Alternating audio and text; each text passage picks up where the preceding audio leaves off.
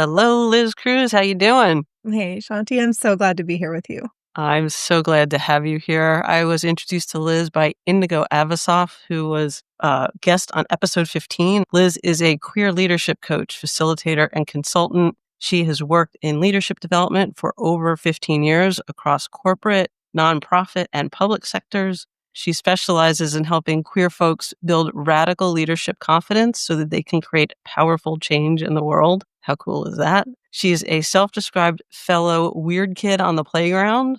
And in our conversation, I think along these same lines, she described herself as an ADHD chaos witch. Is that fair? That's more than fair, yeah. Okay, excellent.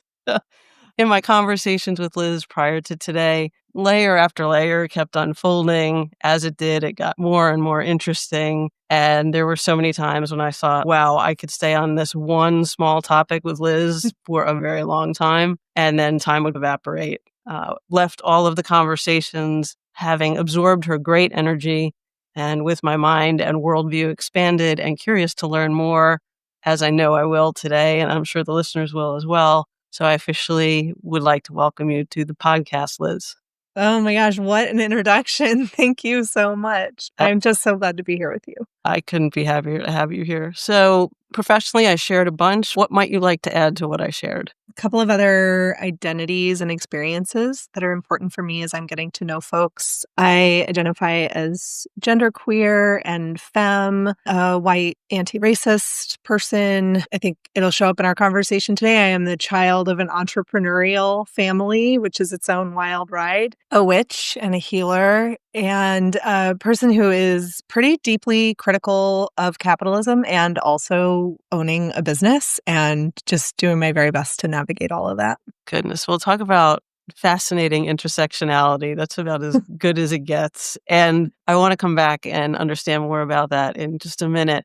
Before we jump in, what could you tell us about maybe a personal interest or something people might not know about you that would be fun to share? I have been an artist of one kind or another my whole life. And for many years, I was a performing artist. My degree is in modern dance. And the timing of the pandemic, it came at a time that I was rethinking my performance work anyway. And then, of course, shut it down. And so during that time, I really found out that I am an introvert. And these days, my art and creative work is much more homey, much more personal. I'm doing a lot of watercoloring, a lot of just like home-based art media. So that's been a shift for me, but I really love it and rely on some sort of creative practice to keep me grounded in my body and in my life. And you shared with me your love of black licorice. Is that correct? Oh, yes. All of it. That's a little tough for me because I like you a lot, but that's really tough for me to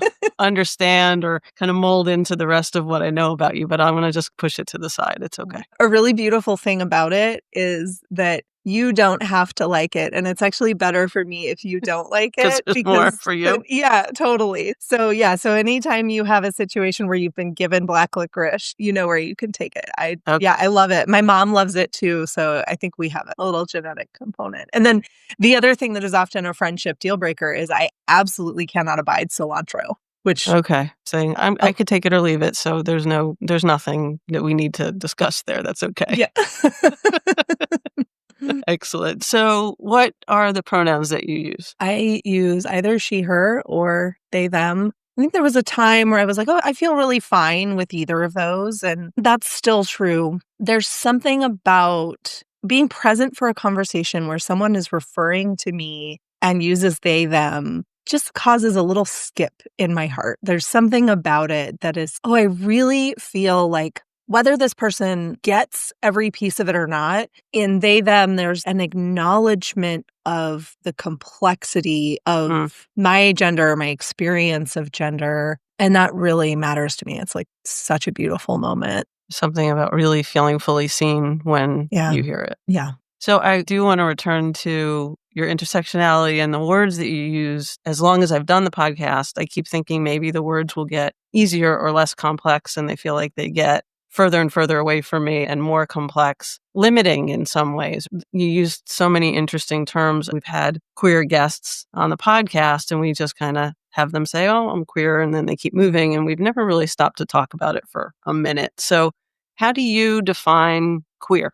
Oh, I love that question. There's this really incredible scholar, poet, troublemaker, love activist, Alexis Pauline Gumbs, and she's a Black queer artist. And she has this beautiful quote about that which is queer is which doesn't reproduce the status quo. So queerness transforms the possibilities for our lives. The first time I heard that definition, I was like, yeah, that's it. I'm home. Certainly not a word that everybody likes. There's a whole history of that word. And I'm really grateful that history includes reclamation of the word. For me, I have always had an experience of my sexuality, my attraction, the relationships I choose to be in, the way I experience my gender. That's always been really expansive and category defying in a lot of ways. And so queer for me is a space that's what if I was just free of defining myself?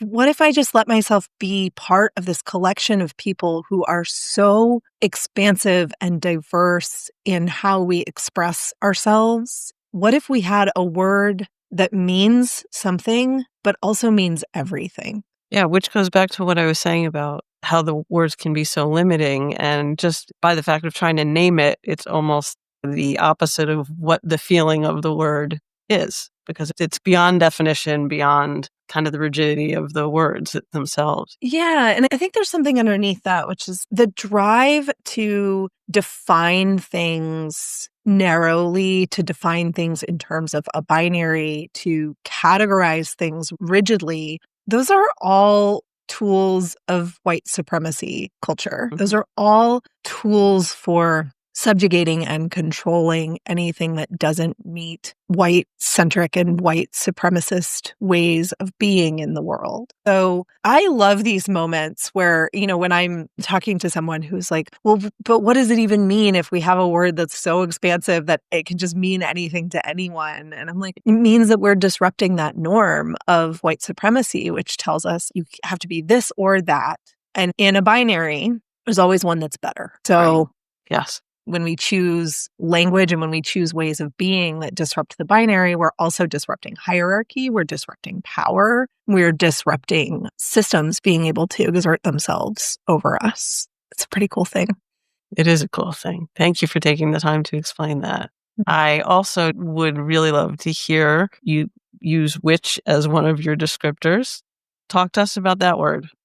Yeah, I do. That is another word that is just really powerful for me. I went to Catholic school as a kid, and that's another podcast, but like many Catholic school kids, was deeply traumatized by it. And then for a long time in my life, felt like art and creativity were my spiritual practice. And it's been really in my adult life that I've started to understand myself as a witch. I think of anyone who is attuned to energy and anyone who has a practice of moving energy around, I think of that person as a witch. My own practices as a witch are really about being in touch with intuition, being in touch with my emotions and how my emotions connect to my experiences and my body. I also was a kid who had a really active imagination and spent a lot of time hanging out with my friends, making little potions in the backyard. And so a lot of my practices are basically an extension of that, where I'm like, I really want this person to feel so cared for. And so I'm going to make them something really beautiful in my kitchen. And I'm going to grab from all the things that I see around me and intuitively figure out how to pull them together to give this special gift. Yeah, that's right. That's right. Yeah, I think it's about feeling connected to natural cycles. It's about trusting my intuition. It's about feeling a sense of being able to do something, even if that something is just sit with someone in a difficult moment or light a candle on my altar and put all of my energy and intention and thoughts towards healing in the world. I do believe that when we do those things, we are moving energy, we are creating something. Yeah, that's beautiful. Okay. I want to start to pivot into your story, kind of in the same vein. We've talked about how you define queer for yourself. And there's something else that I know from our previous conversation plays directly into your experience of your career, especially early on, which is being the child of an entrepreneurial family. Describe how those two pieces of yourself, along with any other pieces you want to bring in, start to show up in this story of your career, which leads you to a very big moment that we're going to get to. The beginning of my career story is really when I was about 10 and my dad opened up this warehouse and distribution center. Suddenly, there was this family business and we were all there on the weekends doing kind of whatever needed to be done. The joke in my family is that I was the first person to be fired from the family business because I was initially hired to come in and clean the bathrooms and I was like too little to lift the industrial mop. And so I was fired. But I had to come back. I was back on the payroll by the time I was about 12. I have this artifact in my collection, which is my very first W-2 from the year that I was 12, which is just a wild piece of paper to have. It's like my 6th grade report card and my W-2. And that continued. I worked at the warehouse weekends, summers, etc., until a very stressful moment. I had just turned 18 and I was like, I want to do something else. And sat my parents down in our kitchen and gave them my 2 weeks notice. It was very official and very stressful because actually as a teenager, I was pretty feral. And so the relationship I had with my family in our workplace was sometimes the most formal relationship that we had. It was also a workplace where I watched my dad go through really almost the entire life cycle of owning that business. And so I watched him go through the excitement of opening it, and I watched him go through the challenges that come with running a business like that and having employees. I watched him do some really awesome leadership, and I watched him do some not so great leadership. The warehouse is where I learned so many early lessons about how to participate in capitalism, how to be a good employee, a good worker. It's all that stuff about diligence and hard work and productivity. It just was a space where I was really trained up into the workplace. Okay, so very hard, strong work ethic from an extremely young age. That's definitely the youngest W-2 I know about. Congrats, I guess. I guess. And then in terms of being queer, I know this from our previous conversation, while you were out at work and then at the same time you weren't fully sharing everything about that part of your life. You want to tell us a little bit about how that was playing out for you? Sure. So I worked in the corporate world really all the way through college and beyond college, so about 20 years or so in the corporate world. I've lived in the Bay Area. I've lived in Seattle for many years. And so I have been really fortunate to live and work in pretty liberal places. I certainly have been out, but I worked with a lot of people who were like a gay man who would show up on Monday and be like, oh yeah, my weekend was my husband and my kids did this. And it basically sounds like everybody else's weekend. My weekend was like, I was doing all of this performance art. I was putting on a monthly burlesque show that was a fundraiser for queer and trans organizations. And so my weekend was doing this show and then trying to get somebody did something with fake blood. Now I have to like wash all the fake blood off of the dollar bills before I take them to our fiscal sponsor. And then I'm having meetings to figure out how do we put this money to work in trans community. And so I'm hanging out in anti-capitalist, weirdo, queer performance art, mutual aid, that kind of community. And I'm showing up to work on Monday and everyone's like, how's your weekend? And I'm like, I made a really exciting salad for work lunches this week. There's so much that like I could share with you, but we don't have time in this meeting for you to really understand me, my life, my community, the things that matter to me, because it is so far outside of that status quo. The time element is interesting. The amount of time it would take to have you start to understand my experience is enormous. To what degree, and this is, I think, different for everyone, was there fear associated with not sharing? Or was it really, we just don't have the time? I think for me, the deeper sense of it was like an alienation, a sense of loneliness, maybe. A lot of the folks I work with, I'm like, have I had a client in my coaching work who has never expressed to me feeling like some sense of imposter feelings? I don't think so. I think it's so common. And so for me, a lot of that sense, like the moments where I really felt that imposter stuff was not that I'm hiding anything about myself, but that me and my people, that there's so much about us that doesn't meet the dress code here.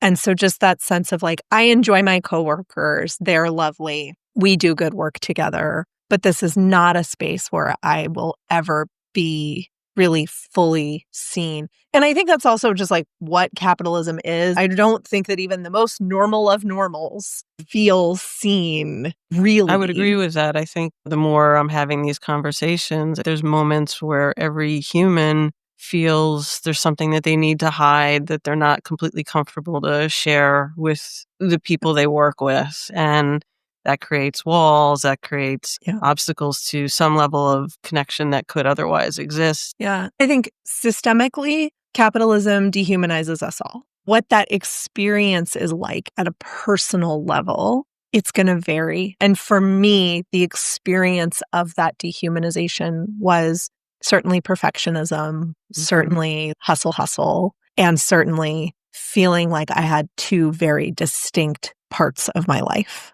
This comes up quite a bit, but that separateness can wear you down. You can't just show up. Now you have to remember who you are in this moment and parse things as you go, et cetera. It can wear you down. Did it wear you down a little bit? Yes, I think certainly. And in some ways that I've only been able to observe in retrospect. I think if you had found me in 2018, if you had found me at the beginning of 2019 and been like, oh, is this wearing you down? I would have been like, no, I'm great. I'm about to figure out how to launch my business. Everything's awesome. I'm like at the peak of my career. I'm having the blast. And you've found me now. So what I can tell you now is, oh yeah, there was a lot going on that I wasn't even able to recognize about just how harmful those systems are. I was in corporate for almost 30 years, and it wasn't until I paused over these past couple of years and thought back that I got any clarity on many things. So that makes a lot of sense in the moment. You're like, no, I'm good. Let's keep moving. Yeah.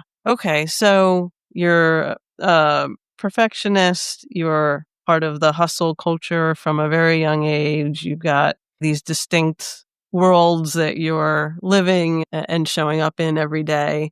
And then I know that 2019 happens, and I'll just turn it back over to you. Yeah. Okay. So the setup for 2019 is I've just finished my coaching certification. I'm waiting to get confirmation that I've passed my final exam and obtained my certification. I'm gearing up to figure out, what do I need to do to build my coaching practice and get it to a point where it's profitable enough that I can quit my job? At this time, I'm also living with a long-term partner of mine. He has, at this point, some medical stuff that needs attention. There was a day that we were at the hospital and I was waiting to be able to go back and see him. And I got the email while I was sitting in the waiting room that I had passed my final exam and I had my coaching certification. Woo-hoo. And I was like, so excited. Yeah, woo-hoo, exactly at that volume because we're in the hospital waiting room. And I was like, oh my God, this is so great. I'm just elated. And as I'm reading the email, the nurse comes out, I can take you back now. And I put my phone in my pocket and I forget for weeks to text any of my friends to say, I passed my final exam. It's so exciting. I'm celebrating. Because what happened next is that the care that my partner needed ended up being a lot more intensive than either of us thought. And so I was suddenly full-time caregiver. I was taking care of our home, our dogs, and I was launching 2 big leadership development programs at work and was just full steam ahead for months. And I just got obliterated, just got absolutely buried in work and care work and stress and tasks And you're stuff. someone who's accustomed to this. You've always Yes. been Oh, yeah. in a very high volume, high pressure kind of situation. This was like Oh, next yeah. level. Yeah, so this is next level. And so I'm navigating this by being like, oh, it's just a little pressure. It's just a little squeeze. I can do this. My doctor's like, you're holding a lot. Would you like to try some antidepressants? And I'm like, no, because in 3 weeks, this thing's going to happen and then it's going to be fine. It's like just a little squeeze. It was like one thing after another, all spring, all summer. We finally get to the point where we're able to go on this family vacation to Alaska. We go spend time with my family up there. And the last day that we're there, my cousin takes us out on her boat on Bristol Bay. It was gorgeous, but the water was rough. I was sick all day long. Then I had vertigo for 6 weeks. Oh, God. So you finally get away and get gifted with vertigo. And then I've got vertigo for 6 weeks and I come back and I need to do all of this tracking in my job that's like scrolling through spreadsheets, but I can't scroll because then it raises the vertigo. And then my parents come visit and my dad's, I'm going to change the oil in the camper, and moves the camper and rips the internet out of the house. It was like, at that point, I texted a couple of my best friends and I was like, my dad just ripped the internet out of the house. And their response was, yeah, of course that happened. I was just going to say, of course he did. They were like, of course that happened because this is your entire year and you can't catch a break. And then I think I didn't share this with you in our conversation, but that fall, I had 8 people on my team and everyone left.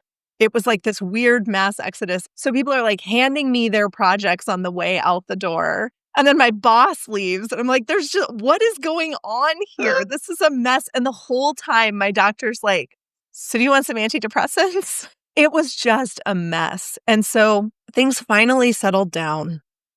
My partner was able to go back to work. We get to the end of the year.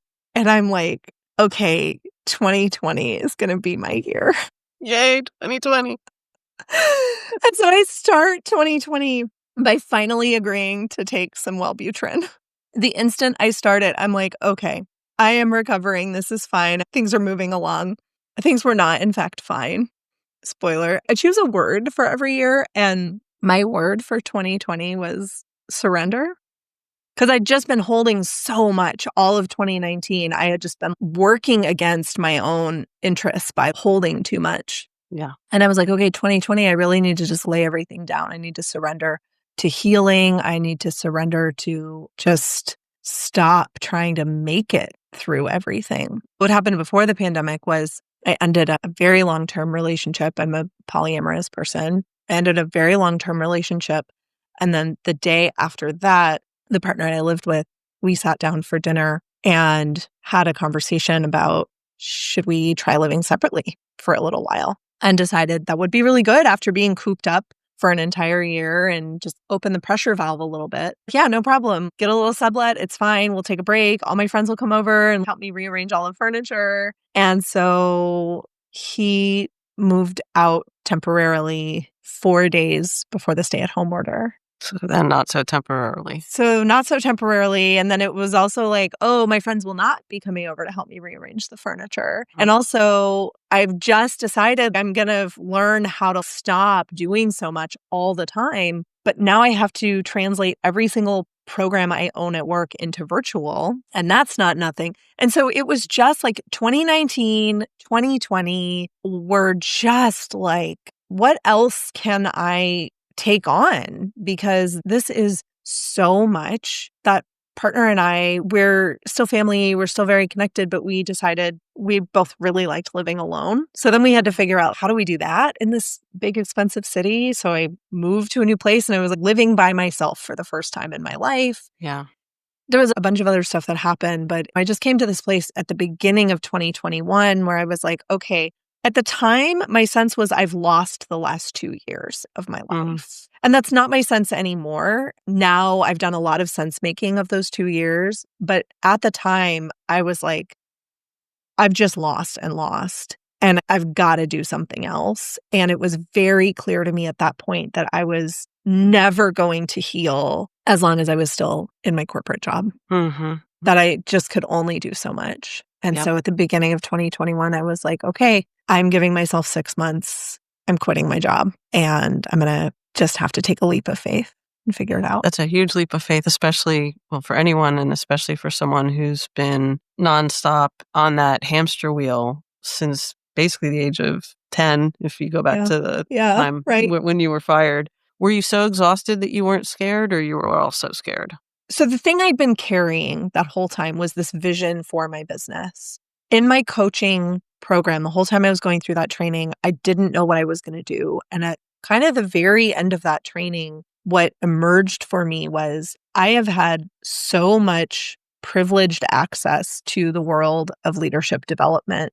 And what I see over and over again when we're recruiting what we're thinking of as high potential leadership candidates for leadership development programs, the business is sending the same people over and over again. And it's not Black and brown folks. It's not queer folks. It's people who meet the norms of what do we think a leader looks like. And so it just came very clear for me that I was like, okay, I have so much support I can give to leaders. I have so many tools, so many frameworks, so much experience. The only thing I want to do with this is go work with queer leaders as a coach. And so I'd been holding that forever and ever. And so I got to this point where I was like, I'm exhausted. I can only get to a certain place in my healing while I'm still working in this corporate job. I've been doing bits and pieces of this coaching with queer leaders, and I am so in love with it. And I'm very clear I can only grow my business so much off the side of my desk until I just give it my full-time attention. Right. And so that leap of faith was like, I was exhausted, but I also wasn't scared because I had been carrying that vision for so long, and it was just so clear to me that's what I needed to do. I had a different but similar experience where I went through a couple of rough years, which there's no way we're getting into now, but the best of times, the worst of times. And what I say now is that I'm thankful for all of it, because the good stuff was clarifying and the bad stuff was equally clarifying. And by the time that period of time wrapped up, I knew exactly what I did want and didn't want. That was really when I shifted into what I'm doing now. And it wasn't so scary because it was just so clear. Is that kind of where you've landed, which is it led you to that clarity for yourself? Yeah, it did. And there was a moment in my healing where I was really processing the grief and loss. And there was a lot of other stuff that happened in 2021. There was a place in my healing where I was like, I feel out of place in my life because so much has changed. And I had this healing experience that really allowed me to come home into myself. And that moment really revealed for me the truth of all of this grief and loss and change, which is that there is so much that we cannot control. Yeah. And when we try to, it just takes us further away from our own experience and our own capacity to just accept what it is and work with it. So that experience brought me to a place where I was like, oh, I really needed to learn some things about grief. I really needed to learn some things about letting go. I really needed to learn some things about what it feels like to be totally out of control and figure out how to keep moving forward anyway. Those few years now, I think, oh, those really cracked something open in me and laid a foundation for this next part of my life. Yeah, to piggyback on a couple of the things, did an episode with my dad. He's a fatalist. It basically means to him that there's a bigger unfolding that happens that we don't control. Therefore, our job is to just be present, show up every day, do the best we can in every moment, but to release that pressure that comes with thinking that we're in control of just about anything. And in the coaching work, I do similarly, right? There's so much in life that we don't control, but we do control how we respond to it, or we can learn to control how we respond to it. So yeah, that resonates deeply with me. So now zooming out from that time, as we were laughing, we were crying as you were telling your story, but when you kind of look back on all of it, it gifted you with some pretty powerful understanding and lessons and teachings for other people. What did you take away from that you could share with the listeners?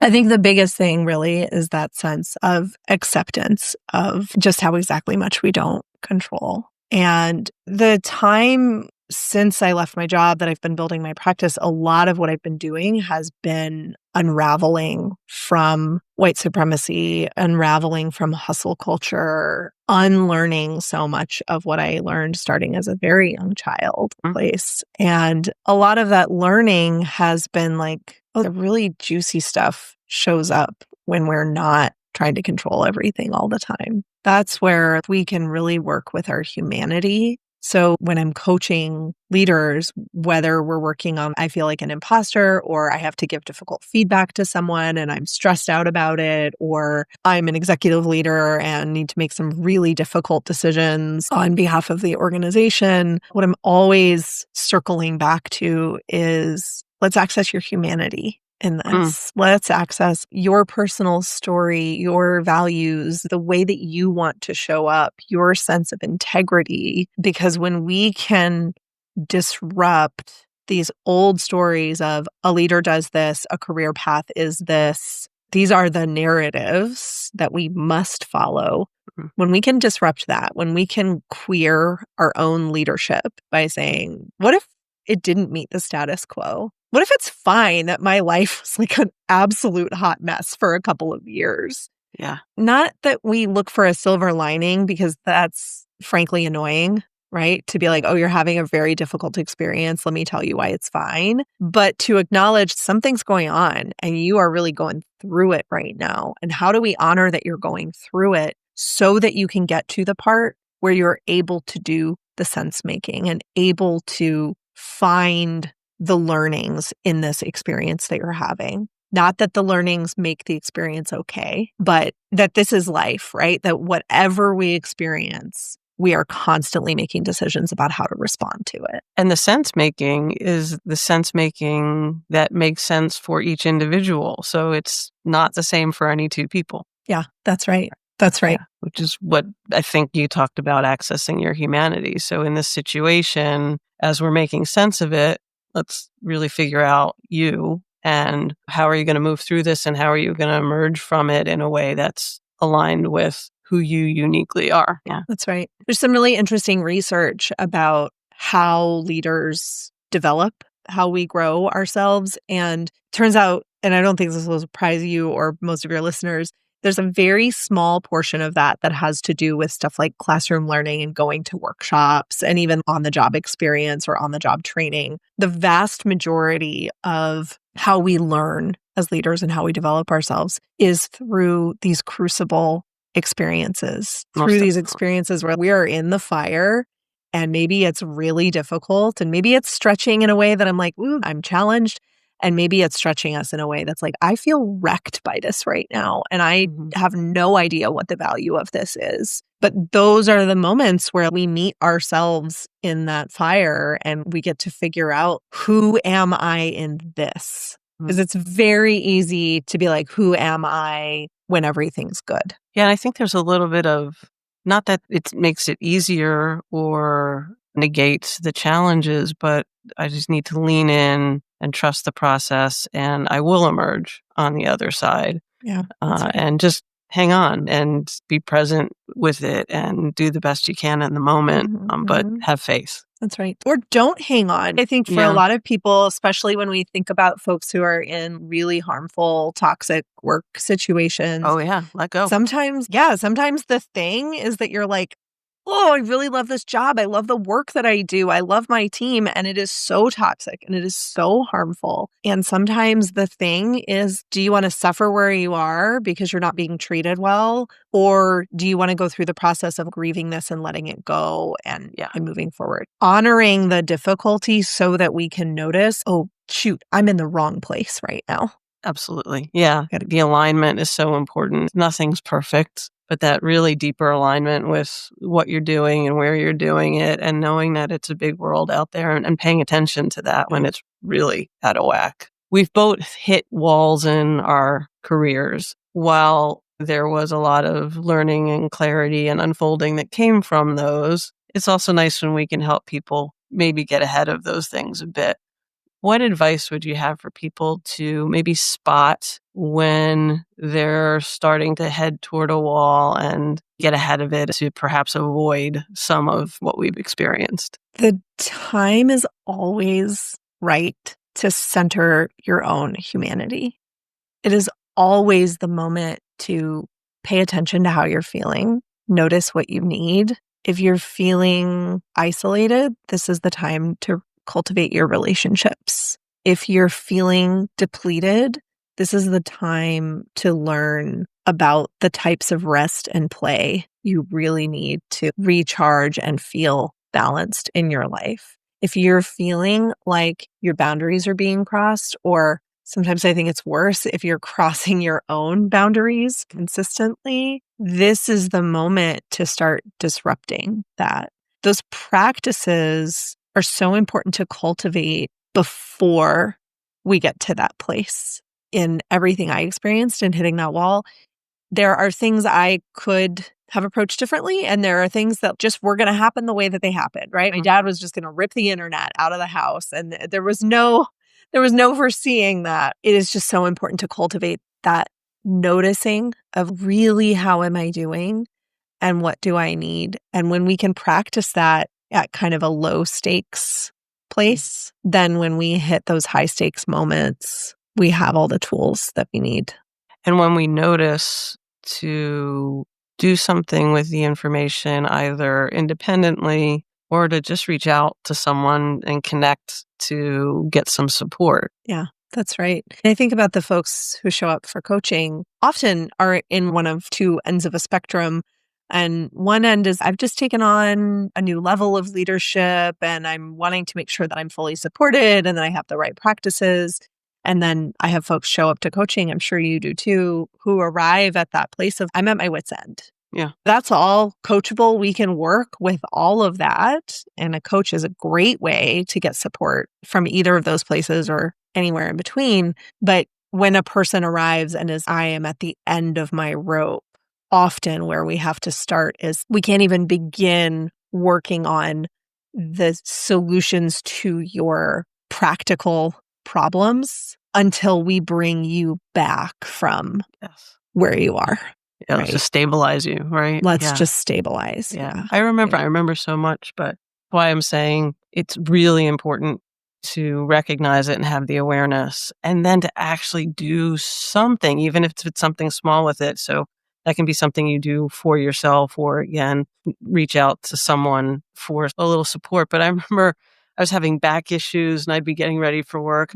There was this one leg I couldn't really lift when I was getting dressed. I'd be like, oh, I can't really lift my leg. So I would contort my body and then I would just keep going. And I did this for the longest period of time until finally I couldn't move. And now I have no choice but to pay attention. But if you can't lift your leg, maybe stop for a minute and notice and decide maybe to do something about it. That's right. Yeah. Oh my gosh. That's such a perfect, true to life example, but also a perfect metaphor. Yeah. All right. I'm going to pivot us to a segment of the podcast that I call It's My Podcast. So there will be music. Great. And I'll ask you what I ask everyone, which is if there were one song you could put in a time capsule and preserve at all costs for future generations, what would it be and why? It has to be Living on a Prayer by Bon Jovi. I can't wait to hear why. Tell us.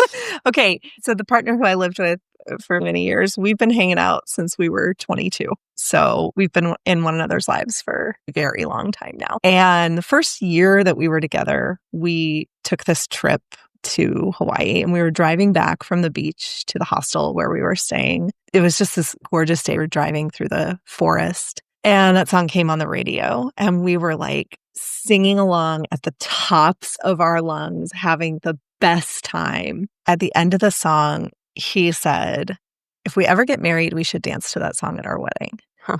And I said, if we ever get married, I want Living on a Prayer tattoos. And so we did get married several years later, and we did get our tattoos. Oh, if you're watching, there it is. Wow.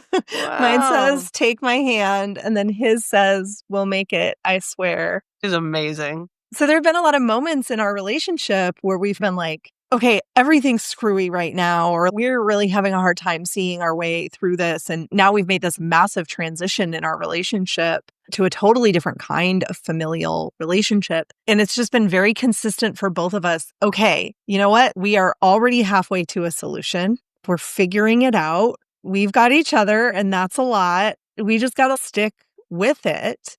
And that's been true just in my own life too, right? In moments where I'm like, I want to give up, or moments where I feel alone. The meme, I think, is you didn't come this far just to come this far. Okay, I have already done this much. I can do the rest. I can get to where I need to be. So there's a lot of meaning in that song for me in this relationship, but also just in my life. And as a standalone, having this tattoo on my arm that just says, take my hand, is very meaningful for me as a healer. I am here to support. And sometimes all I can do is hold your hand, and I can do that. And then I think the other thing for me about that song is if you do not feel good, you cannot listen to that song and not feel better. It's true. Like, It's whatever cheesiness may exist, it's a great song.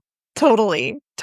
I don't know a person whose soul can't be touched by just a good dose of classic rock, even if it's not a style of music that you typically enjoy. There is just so much energy in that song. And so for all those reasons, I want to always imagine a future where people have that song.